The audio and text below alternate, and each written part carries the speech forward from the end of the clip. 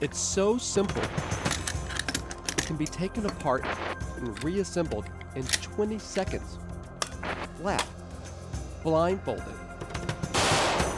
It's been called the real weapon of mass destruction. The AK-47 kills 250,000 people a year.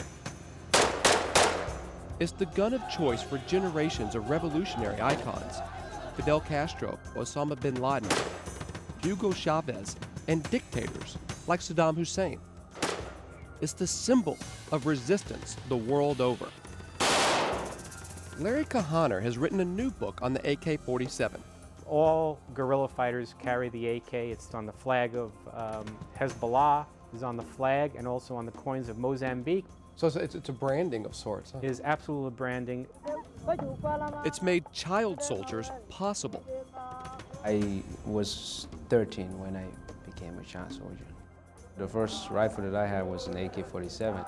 It's often referred to as the African credit card.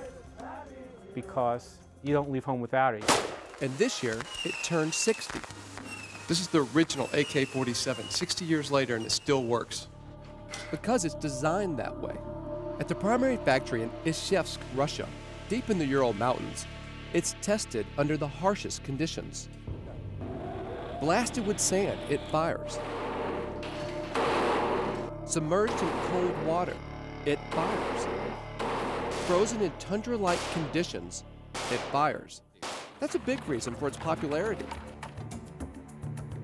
Fighters can hide it in a sandbank or pull it from a swamp, and it just keeps on firing.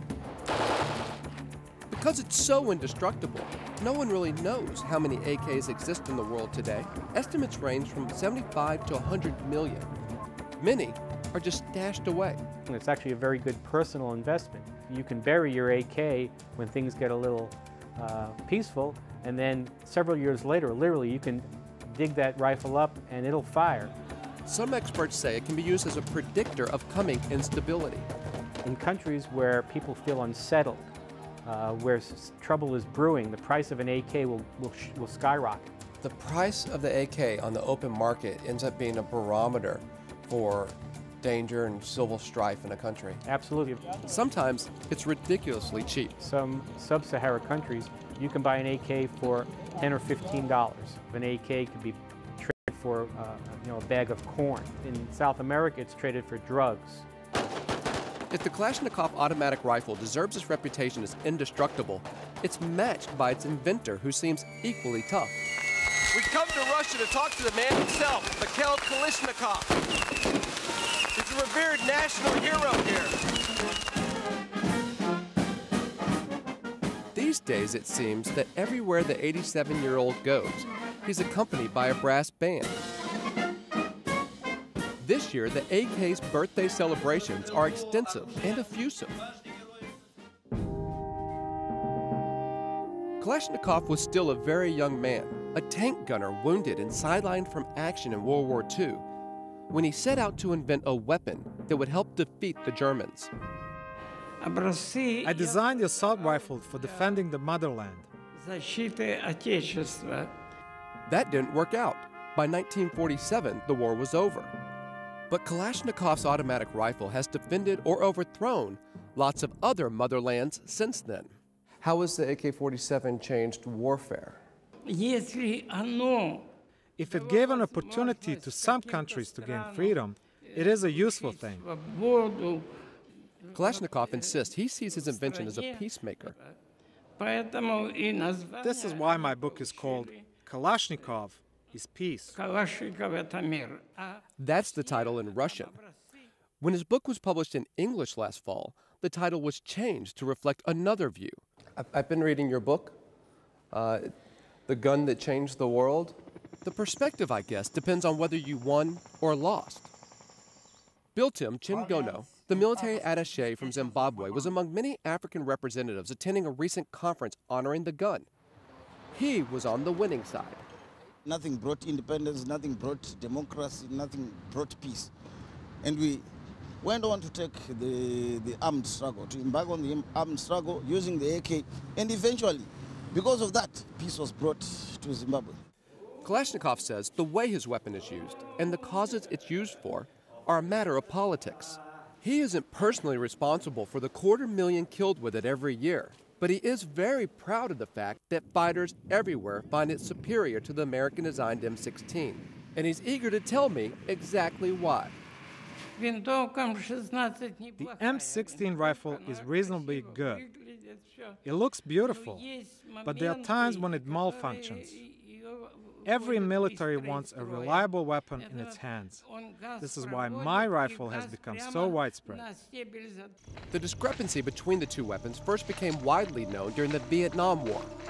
M16s jammed and clogged in the damp and dirty jungle. American soldiers sometimes lifted AKs from dead Vietnamese. In 1990, Kalashnikov was invited to the United States to meet Eugene Stoner, the designer of the M16. They engaged in a friendly shoot-off. Ironically, Stoner, whose name is virtually unknown outside the gun world, got $1 for every M16 manufactured. He became a multimillionaire. Kalashnikov became famous. But he earned only the honor and glory of serving the Soviet Union. He relishes that honor and glory. He brags that victorious Mozambican soldiers returning from battle named their children after him. They call their children Kalash. This name sounds like a first name there. Is it bad for a designer when his rifle gets a human life? Sometimes a perceived superiority of the AK can be a bit embarrassing for the United States. The Iraqi army had traditionally used AKs, felt comfortable with them. So during the current conflict, when the U.S. started supplying new weapons, the Iraqis insisted on more AKs. So the U.S. Department of Defense had to go out. In fact, they bought them from Jordan, and they were in turn made in Germany. American soldiers are issued the updated version of the M16, called the M4. But many of them like having an AK-47 as well. The Russian company that makes and sells the AK put out this video of American soldiers declaring their enthusiasm for the weapon. We tank soldiers really appreciate the Kalashnikov. Of course, this isn't the first time the United States has given Kalashnikov's gun to a foreign force. Back in the 80s, when the American government was secretly arming the Afghan and Arab fighters who were struggling to push the Soviet army out of Afghanistan, it provided AKs. Apparently, agents believed it would be difficult to prove that the CIA was behind it if they bought Kalashnikovs instead of M16s. The U.S. could have some sort of plausible deniability, because they were Soviet weapons. That decision to flood Afghanistan with AK-47s came back to haunt the United States in a completely unexpected way. It's what they call irony. When the United States invaded Afghanistan after 9/11, the first American soldier killed there was shot by a 14-year-old with a Kalashnikov automatic rifle, likely sent there by the CIA back in the 80s. That one incident illustrates two of the many ways the AK-47 has changed the world of war. The first might be called the Pandora's box effect. When the Soviet Union was still an empire, it granted production licenses to many of its Eastern European allies. The AK was manufactured in Bulgaria, Romania, Hungary, Czechoslovakia, and in China. And it still is. Now Russia wants to put the AK-47 back in their box, take back their right to make and sell the gun exclusively. That's a major theme of these 60th anniversary celebrations. At the conference, Kalashnikov himself led the charge, calling the foreign manufactured rifles counterfeits and claiming that they're inferior. At exhibitions, I often see my guns, pick them up and, oh God, the seals are not ours, but Chinese, Bulgarian, Hungarian. They all look similar, but they fail to meet the high needs of the military men. The government-run company that controls the production has sponsored a video in which a reporter goes to gun shows around the world. They even went to the United States, to Las Vegas, Nevada, to track down versions of the weapon put together in that state from Bulgarian and Romanian components. When the United States decided to arm the Mujahideen in Afghanistan in the 80s, it didn't buy the guns from the Soviet Union. And it definitely didn't ship guns that said made in Las Vegas. Most of them came from China. China is the largest maker of AK in the world. In fact, when you talk about the CIA buying AKs and giving them to Mujahideen, they were sold by the ton. Today, the Russians wish the Chinese didn't turn out AKs by the ton. Instead, they have a new best friend who's going to make their AKs in the Americas, Hugo Chavez in Venezuela. And he's already bought a lot of them.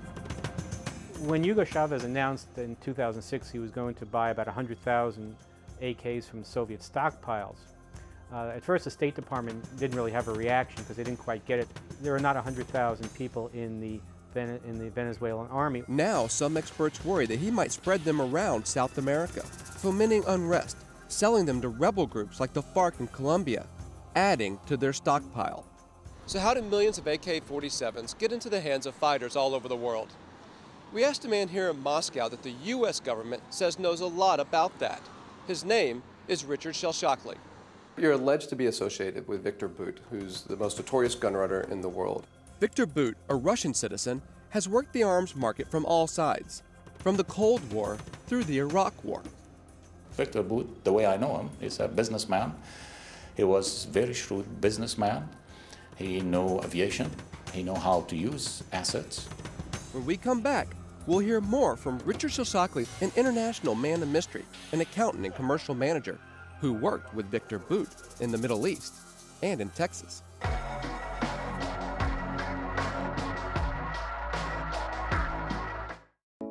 Cinema has a role in